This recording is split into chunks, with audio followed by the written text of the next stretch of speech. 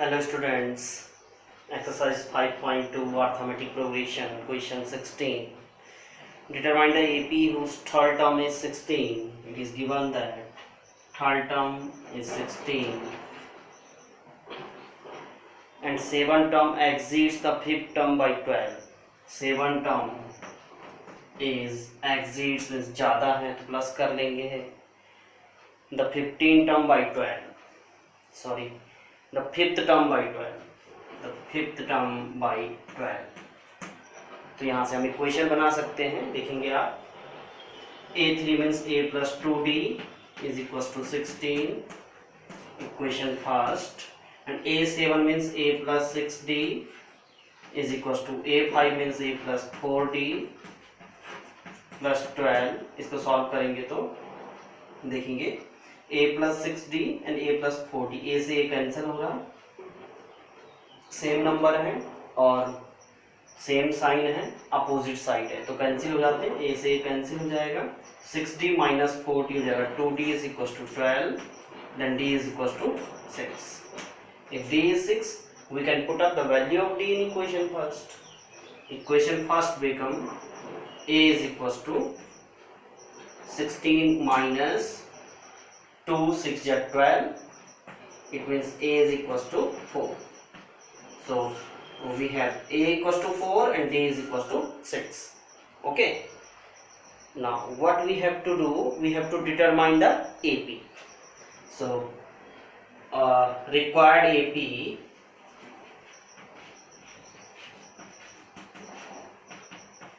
will be A for A plus D. 4 plus 6 10. Then 16, 22 and so on. Okay, 4, 10, 16, 22 and so on. So this is the our required AP. Question number 16. Okay. Now next question is question number 17. So look at here.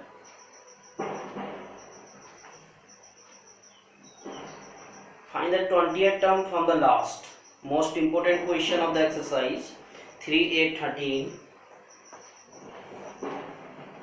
3, 8, 13 up to 253.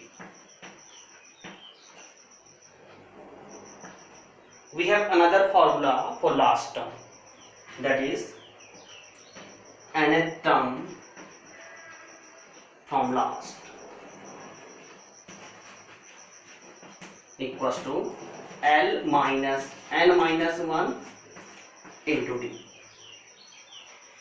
अगर हमको last से कोई term find करना, suppose को nth term करें हम, 6 term find करना उसको 6 टर्म करेंगे, 6 टर्म फ्रॉम लास्ट, तो L minus n minus 1 into D. यहाँ पे L क्या है, लास्ट टर्म जो होगा, माइनस n जो नंबर ऑफ टर्म जो लास्ट टर्म हम फाइंड कर रहे हैं 6 कर रहे थे, यहाँ पे n 6 हो जाएगा, माइनस 1 और इंटू डी. ठीक है ना. तो देखेंगे आपको ऐसे ही यहाँ पे क्या करना है, इसने कहा था 20th टर्म फ्रॉम लास्ट, यानी कि हमको इसका 20th टर्म फाइंड करना है. इस फॉर्मूले के अकॉर्डिंग क्या हो जाएगा आपका 20th term from last is equals to L. कितना है लास्ट टर्म 253 माइनस n कितना है 20, तो 20 माइनस 1 इंटू डी. और डी कितना है देखिए 8 माइनस 3 5, 13 माइनस 8 5, तो डिफरेंस 5 का इसलिए कॉमन डिफरेंस डी कितना हो जाएगा 5. Now we have 253 minus 95. Subtract करेंगे हम तो कितना आ रहा 158.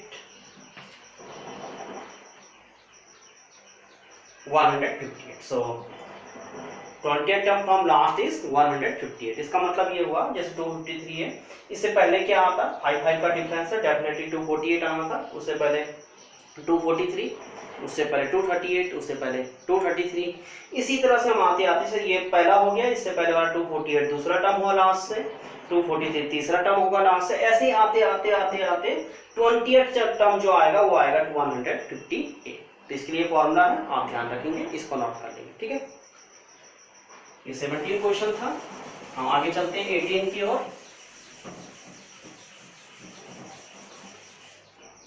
Question number 18 is the sum of the fourth and eighth term of an AP is 24. Fourth and eighth term is 24. Okay. Sum of 6 and 10 term is 44.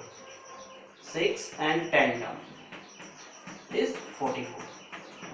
अब ये दो situation दी हमको, इक्वेशन बनाना, सॉल्व करना, ए एंड डी मिल गया आपको, तो आप find कर सकते हैं, find the first three term of A B. Okay, A4 को लिख सकते हैं हम क्या, a प्लस 3d, A8 को लिख सकते हैं a plus 7d equal to 20. देखिए a प्लस a कितना हो रहा है 2a प्लस 3d 7d हो रहा है 10d इक्वल टू 24. 2 कॉमन लेके कैंसिल कर रहे हैं तो कितना बन रहा है a plus 5d is equal to 12. ये इक्वेशन फर्स्ट हो गई हमारी. उसी तरह इसको सॉल्व कर लेंगे, ये जगह a प्लस 5d और ये हो जाएगा a प्लस 9d, यानी कि 2a प्लस 14d. भाई 5d और 9d 14d हो जाएगा, a 2a हो जाएगा, 2a प्लस 14d, ठीक है ना. तो 2a plus 14d equal to 44, फिर 2 से कैंसिल करेंगे कितना बन जाएगा a plus 7d, a plus 7d equal to 22. Equation second, इसको सॉल्व करके यार इक्वेशन आ गई, ऐसे ही करिएगा, ठीक है ना. दो इक्वेशन आ गई. Now you have to just solve the equation, get the value of a and b, then you can easily find the first three terms of this AP. Okay, तो ये हम आपके लिए छोड़ रहे हैं, आप इसको स्वयं सॉल्व करिएगा, ठीक है ना. हम क्वेश्चन नंबर 19 देखेंगे. क्वेश्चन 19 हमारे पास, Subba Rao started work in 1995 at an annual salary of ₹5,000. Subba Rao कोई एक कर्मचारी हैं, वो कोई काम करते हैं. 1995 में उन्होंने काम शुरू किया है. एनुअल सैलरी उनका 5,000 रुपीज है. And received an increment of ₹200 each year. तो 200 रुपीज का वो इंक्रीमेंट लेते हैं पर ईयर. ओके, तो सुब्बा राव की जो सैलरी होगी वो कैसी होगी आपके पास, 5,000 तो उनका 1995 में था, देन 200 का इंक्रीमेंट लगा तो 1996 में इट विल बी 5,200.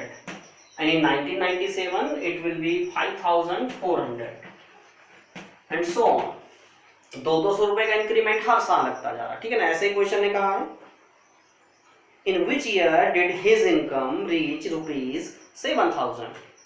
कौन से ईयर में उसका जो इनकम है वो 7,000 रुपीज पहुंच जाएगा. We have to find, means 5,000, 5,200, 5,400, ये चलते हुए कहां तक चला जाएगा, लास्ट में 7,000 तक. ओके, तो ये 1995 में था, 1996 में था, ये फर्स्ट ईयर में हुआ, ये एक साल बाद ये फर्स्ट ईयर में हुआ है, सेकंड ईयर में, third year, fourth year, fifth year, कौन सी ईयर में होगा, we have to find, means we have to find N. Okay, तो language based problem based question आते हैं आपके पास, तो इसको आप देखेंगे, आप एपी बना लेंगे, पहले उसका नॉर्मल सॉल्व करना, ठीक है ना.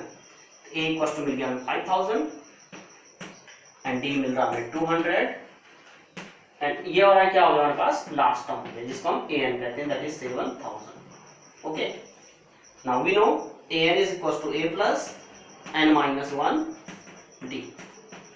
Okay, so we have an equals to 7,000, we have to put up all the values. A 5,000 plus n we have to find minus 1 d, that is 200.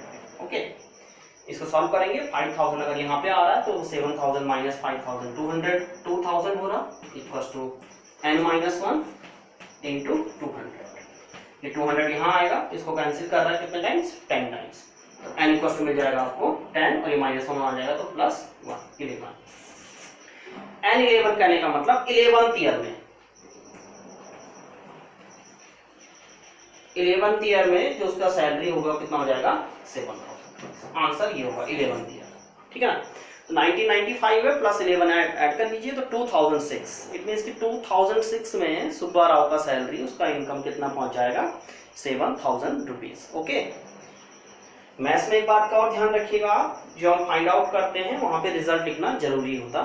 CBSE marking में half marks इसके आपके लिए काट लेगा अगर आपने रिजल्ट नहीं लिखा है.